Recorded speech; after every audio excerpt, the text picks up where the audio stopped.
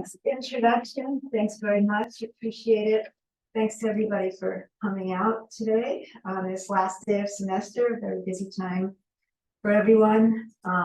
Thanks to my library colleagues for making the trip over here. I sure hope nobody has a research question they need answered. So I'm trying to take on a super big topic, one that's relevant across all disciplines and has lots of complexities to it.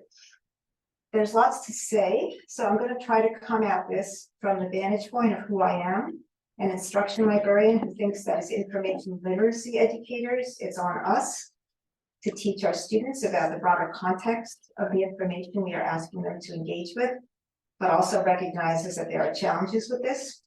And as someone who has also spent the last 15 years working at the Monteverde Institute in Costa Rica, reconciling with the implications of global information inequities in the scholarly information landscape that look really, really different from that vantage point. So I'm focusing on Latin America for this talk, simply because that's what I know best, and it just seems really daunting to try to take on the entire world. The next semester, I'm going to be on sabbatical. I'm going to be situated mostly here at the GUN, except for a month in Costa Rica. And my goal is to focus on this intersection of information literacy, knowledge equity, and environmental sustainability research. I'm really looking forward to being here and engaging with you all in conversations around knowledge equity issues. I think everybody has some kind of information or knowledge equity or inequity story to tell. And diverse experiential voices make super powerful teaching tools. So we'll hear more about that later. Meanwhile, in librarian speak, these considerations fall into an area called critical information literacy, which is defined as a theory and practice that considers the socio-political dimensions of information and production of knowledge and critiques the ways in which systems of power shape the creation, distribution, and reception of information. So I use the term knowledge equity in the title of this talk, which is explained by Leslie Chan, who's the founder of the Knowledge Equity Lab at the University of Toronto in Scarborough, to not only mean equalizing the distribution of knowledge output between the global north and the global south, which he now refers to as knowledge equality, but includes the equity piece focused on knowledge production that focuses on asking who has the power to legitimize knowledge, who has the power to dictate what is considered to be academically acceptable knowledge, whose voices are heard, whose voices are excluded. So it's much more of a structural dimension of what we might consider academic knowledge production. A little bit about my background and time in Monteverde. In 2007, I went there initially as my sabbatical. I was there for 6 months, went to do some sabbatical research, and I was initially focused on understanding some of the information challenges for researchers and students coming from our universities who conduct field research in areas in the global south. So I know some of you have been to Monteverde, but essentially Monteverde is a place that sits on the top of the continental divide in Costa Rica, and for researchers and students coming from North America, it's a relatively easily accessible high elevation cloud forest ecosystem in which to study cloud forest ecology. It's also a place to engage in the study of sustainable community and a host of social issues surrounding being an international eco-tourist destination, while at the same time being a small rural Costa Rican community and a North American Quaker community. So there's a lot going on there. What I actually found in all my ignorance was this heterogeneous, complicated research community made up of both international and local researchers who have very different levels of access to information and who are really interdependent on each other in many ways. And as a whole, they make up the research community. So for researchers and students associated with our North American universities, all they needed was internet access, which was entirely sketchy at that time and kind of still is. So that was a little bit challenging, but all I needed was access to the internet and then knowledge of how to access more expensive journals, scholarly journals, and databases that our universities make available.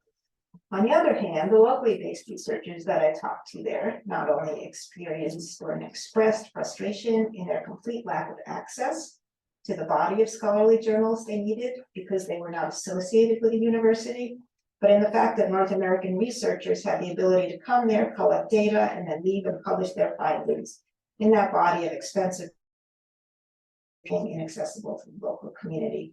So essentially, local knowledge generated there with the potential to increase the health and well-being of the local area was exported, and in so doing became inaccessible to them. Helicopter research, parachute research, whatever you want to call it, it's been going on there for decades. And not only there, obviously, but that was my seriously in-your-face introduction to the practice and impact of northern researchers coming into places, in this case, the neotropics, with their own research agendas, collecting data, utilizing local resources and knowledge in the process, and then leaving, communicating their findings in places and ways that were inaccessible to the local community. So since 2007, I've returned there each year. I've worked on building open access digital collections of locally based research that had largely been hidden, but adds an important amount of information to the local knowledge base, and have moved into educating and talking about knowledge equity issues from that vantage point with student groups and researchers and local community groups. So I like to fast forward from my start in 2007 to present and acknowledge that at that point, I was predominantly focused on inequities and access to scholarly research-based information. I thought that a focus on open access was the clear way forward. Didn't know at the time that the for-profit scholarly publishing companies based in the global north would co-opt open access and turn it into a for-profit venture and an inherently inequitable one at that. And I wasn't really focused on the inherent inequities in the knowledge production side. In this presentation, I'll be addressing both the inequities in access to scholarly information and the structural inequities in this type of knowledge production. So there are two kind of simplistic model bodies of knowledge that are valued very differently in the academic world that roughly look like this. So one we might know as the global body of scholarship, and I'm talking about things that are published in peer-reviewed journals, essentially. So global, mainstream, and this body of scholarship is characterized by for-profit publishers. There's just a small handful of those for-profit publishers that publish this information. Elsevier, Wiley, Springer, Francis, and some others. And so this is based on a for-profit model. Authors or lead authors tend to be from the global north, and we have a predominance of English language in this body of knowledge, and these are characterized essentially by being indexed in Web of Science or Scopus. So we've let these two places kind of let us know what the body of global knowledge is. Then on the other side, we have this regional body of knowledge, and so these are characterized by regional publications that are published in country, written by regional authors that focus on regional or local knowledge of importance to local communities, written in the regional language, in the case of Latin America, Spanish. These are open access publications, but there is this feeling of lesser quality by mainstream authors in academic institutions. So at Latin American institutions of higher education, it's necessary to publish in what is known as a global publication for advancement in your career, in addition to regional publications that make up the Latin America open access infrastructure. But publications in that global body of journals co-authored with somebody from the global north garners more prestige. The predominance of English language publications in the global scholarly universe creates a near automatic inequity for those who do not speak English as a native language or at all. So I'm just going to digress and talk about that for a moment. So papers in non-English are inherently less cited. The emphasis on citations of articles is also inherently problematical from an equity perspective. Essentially, English proficiency is required to partake in global scholarly discourse. Translation fees for a 30-page article are around $2,000, but actually that figure is like 10 years old, so certainly higher at this point. With reading that cost us, add processing charges onto that cost. And then this cost also ignores the cost of author's time and efforts needed to learn English. So we know that language and the way we use it is reflective of a certain way of looking at the world. So we really have to get beyond this language thing if we're interested in understanding collective voices and worldviews that are necessary to address our global complex environmental problems. IPBES outlines this in the enhanced recognition of Indigenous and local knowledge systems.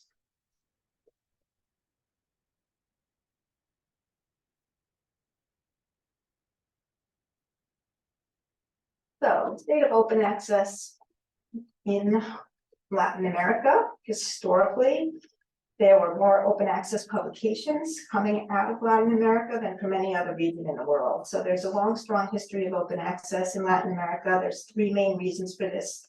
First, knowledge production, knowledge produced by authors in country is widely viewed as a public good. So public money is spent on research infrastructure in universities.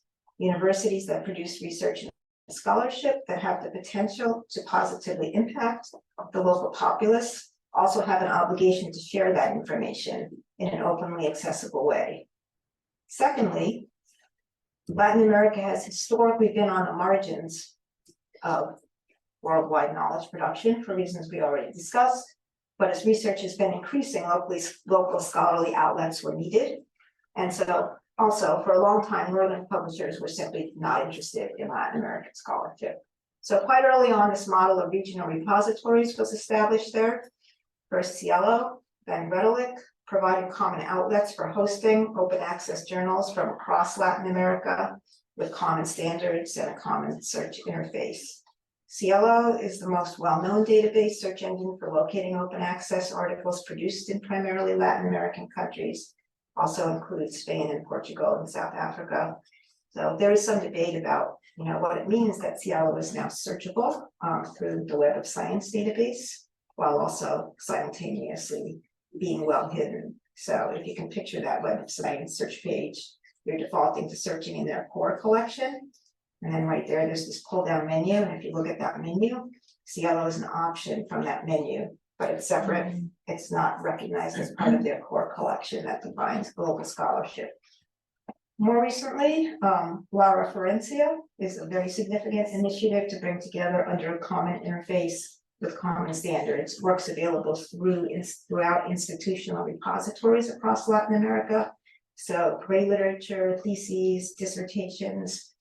Just a couple of weeks ago, I had a question from a faculty member here who was looking for dissertations that were written in Mexico and was unable to find that body of literature through our ProQuest thesis and dissertations database. And so this would be the place to go for access to that body of dissertation and thesis research coming out of Latin America.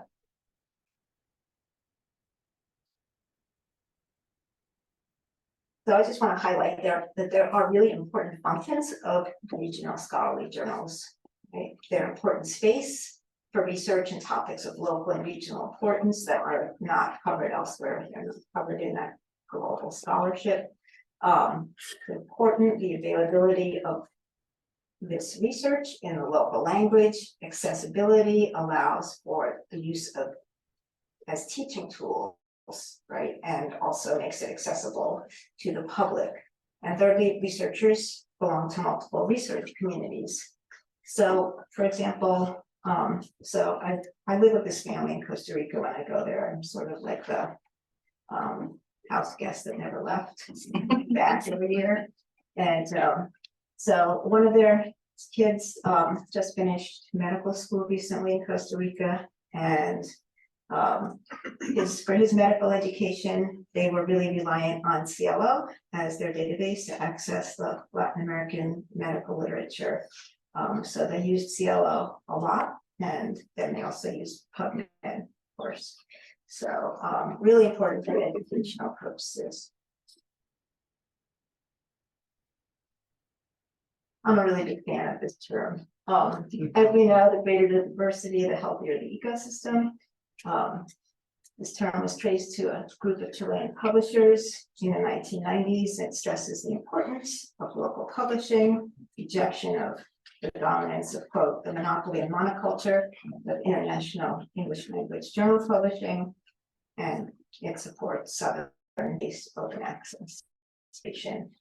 A slight tangent, I thought this article on bibliodiversity made a really interesting point about predatory publishing. So it recognizes that, except for in Latin America, predatory publishing has expanded significantly. But why not in Latin America? Because of the real prevalence and well-established nonprofit model of open access. So nonprofit means that there's no money to be made.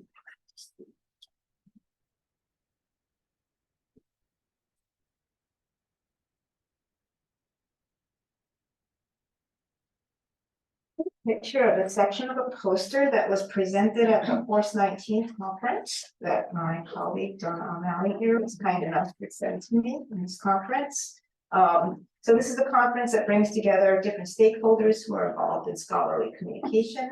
I thought this was pretty powerful in depicting the inequities from a Latin American vantage point of the predominant global North publisher-driven open access article processing charges model.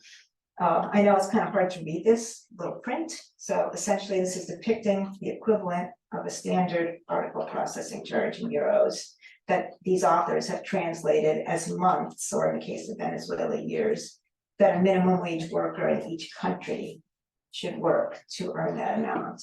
And I don't know if you can read that little section that says what we think about waivers, but it's an interesting statement. So why were Umberto Dabbat and Dominique Babini concerned about this at this point? Because in Latin America, there was significant concern that the advent of Plan S in Europe would excel the already predominant model of article processing charges for open access publishing, which was largely not an option for Latin American authors. So the concern was that Plan S looked like, quote, an acceleration plan for Europe's most privileged institutions that can cover article processing charges. From CLACSO, which is the Latin American Council of Social Sciences, they saw no questioning in Plan S as to whether scholarly communication should be for-profit venture or whether it can be managed by research funding agencies in a nonprofit, inclusive way, as is the longstanding open access infrastructure in Latin America. So I want to turn our attention now to the knowledge production side of knowledge equity. Nature and all its collection of journals regularly feature articles that bring our attention to inequities in our scholarly communication information universe. And any kind of bibliometric study we may see is inevitably based on publications indexed in Web of Science or Scopus. So in this example, this article is actually a great article, came out in Nature Climate Change in 2017. Titled Steps to Overcome the North-South Divide in Research Relevant to Climate Change Policy and Practice. The graph on this article clearly shows where authors are from, primarily the richest countries in the world that contribute to research on climate change policy and practice. But this study was done, of course, looking at 94,000 articles that were indexed in the Web of Science. The article recognizes that the North-South divide in environmental research, quote, deprives the scientific community of intellectual capital, influences research priorities, and finds approaches to narrow paradigms from a few cultural settings and perspectives. It describes the reasons for this divide and recognizes initiatives underway to build Southern research infrastructure from our Northern perspective. The article on the right, The Rise of Citational Justice, was a news feature published in Nature in 2022, which focuses on inequities in citations, again, using bibliometric studies that demonstrate that women and people of color garner fewer citations than men. Points out that authors tend to cite people they know, colleagues they've collaborated with, looking at research institution or journal reputation, and of under-acknowledgement of authors who are not writing in the English language. Increasing number of researchers are asking academics to acknowledge these inequities and take action to reduce them. Some journals have tools for authors to identify citational inequities in their own papers and ask specific statements. Our new generation of students and early career researchers are increasingly interested in equity issues around the scholarly information ecosystem, including what they are taught in their academic training. So I was really psyched to see this little blog post coming from the University of Wisconsin for grad students there on citational justice tips and resources, which included go talk to your local librarian. So the next reference is an article that Rochelle Boo pointed me to that I think is also pretty great towards fair conservation perspectives and ideas from early career researchers. Is actually written by a group of early career researchers questioning what they weren't taught in their conservation science education. So more recently, we're seeing articles that are focusing on raising issues around inequities in knowledge production. I'd like to spend a little bit of time talking about this article on the left there that came out in Ornithological Applications this year. Maybe some of you have read it. I think it's a super powerful article. I think it's really powerful to look at the front page of this article and see that it's been authored by 90 primarily Latin American authors, entitled Neotropical Ornithology, Reckoning with Historical Assumptions, Removing Systemic Barriers, Reimagining Our Future. So I was talking to a Costa Rican scientist when I was down there this year, who told me that this article was responsible for her and her colleagues really rethinking their practice. Just a perfect example of impact that just can't be captured in our over-reliance of citations to measure impact. The article recognizes that neotropical ornithology has been historically dominated by northern research agendas and scientists who are on field sites for short periods of time, taking their research data with them to analyze, disseminate that knowledge elsewhere. Helicopter research has really been pervasive in this field. Research agendas have historically been set by researchers from the global north, and it's time to disrupt the status quo. Still common to neglect local and regional perspectives and goals. Latin American researchers ask different questions for a variety of reasons, including local importance and funding limitations. So the article outlines many inequity issues in knowledge production and neotropical ornithology that hold true just across the board. Implications of parachute science, right? Language hegemony, we've already discussed all the implications of this, including how birds are named in English.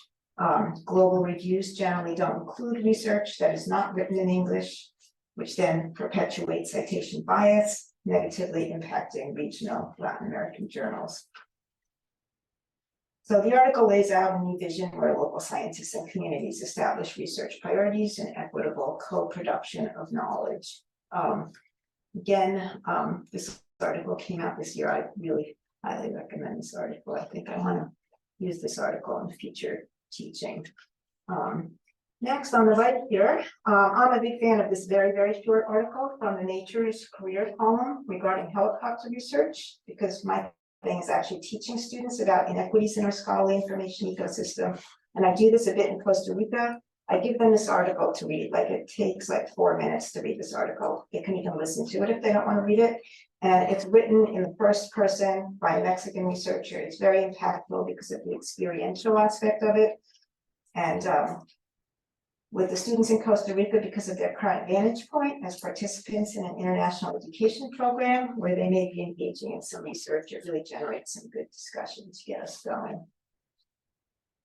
Another example of a recent article from one of the nature journals that focuses on equity issues in knowledge production, in this case, regarding sustainability issues. So over time, I'm seeing in all these nature publications, this greater recognition and discussion of the inherent inequities in the knowledge production side of research. And as I've alluded to, I'm interested in how we can best teach our students about these underlying inequity issues in the scholarly information universe that they're that they're being asked to engage with. It's my belief that this discussion should start happening at the undergraduate level. So I'm using my sabbatical next semester to primarily be based here at the GUM to focus on that intersection that I started this presentation with: knowledge equity, information literacy, environment sustainability research. So I want to be here because I think your voices and perspectives are really important to incorporate into any ideas that I may have about developing good practice for instruction, equity in research. I taught about this in Costa Rica as well as in some classes at UVM. Again, Costa Rica is an important, impactful vantage point for students to engage with this, but our UVM students seem equally interested. So in the past, I've asked students at the end of class to kind of respond to this little prompt on an index card, and I have lots of these cards that I've collected over the years. So I'll show you one of my favorite student quotes. Really, this was a quote that came from a student in one of the Costa Rica classes. I've taught this class, like I said, in a number of UVM classes. Done it in environmental studies too, in the pre-pandemic days when it was international environmental studies. I got about 125 index cards from there, and I was really interested that quite a number of students actually mentioned that they thought that this stuff should start being taught in high school and middle school. Like, I wasn't expecting that at all. So some of my reflections about all these responses I received, both groups came at the issue from their current vantage point, essentially, for both of these groups, and I've heard this over and over again. These were issues that they hadn't thought about before, and they both really understood this as an information social justice issue. And because they're not aware of all the crazy complexities of our global scholarly communication landscape, that really allowed for these kind of simple, empowering, refreshing responses. So I'd like to end by once again acknowledging the work of the Knowledge Equity Lab at the University of Toronto, Scarborough, who engaged with these questions as the center of what they do there. If you're looking for a really interesting podcast series, I highly recommend theirs. You can access it from their website up there. Their website presents a lot of information about what they do, and it's also available on Spotify or however you listen to podcasts.